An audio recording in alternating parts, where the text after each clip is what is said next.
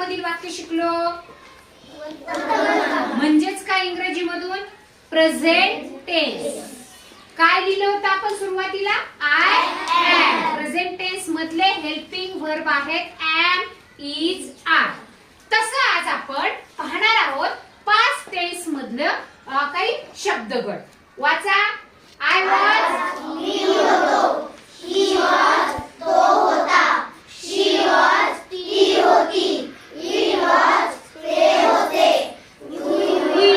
We were, आम्ही होतो. You wear, तुम्ही होता.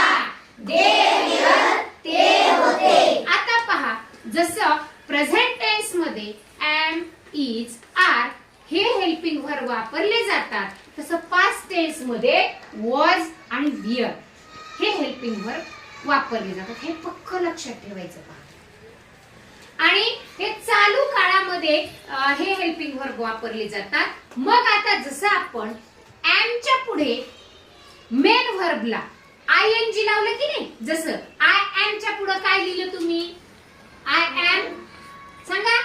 रनिंग लिहिलं, ड्रिंकिंग लिहिलं, रायटिंग लिहिलं, इटिंग लिहिलं, वॉकिंग लिहिलं, रनिंग लिहिलं, स्लीपिंग लिहिलं. तसंच अगदी काहीही बदल करायचा नाही.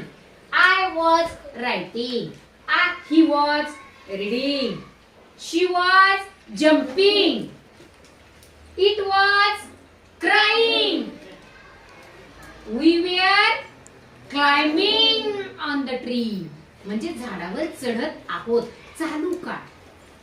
यू वेअर, तुम्ही होता. यू वेअर स्टडीइंग, तुम्ही अभ्यास करत होता. They were drawing a picture, ते चित्र काढत होते. म्हणजे कोणता काळ झाला? मागचा होऊन गेलेला म्हणजे कोणता काळ? भूतकाळ. त्यालाच इंग्रजी मध्ये म्हणायचं पास्ट टेन्स. लक्षात आलंय? या पद्धतीने तुम्ही लिहिणार आहात आणि त्याची वाक्य बनवणार आहात. छान.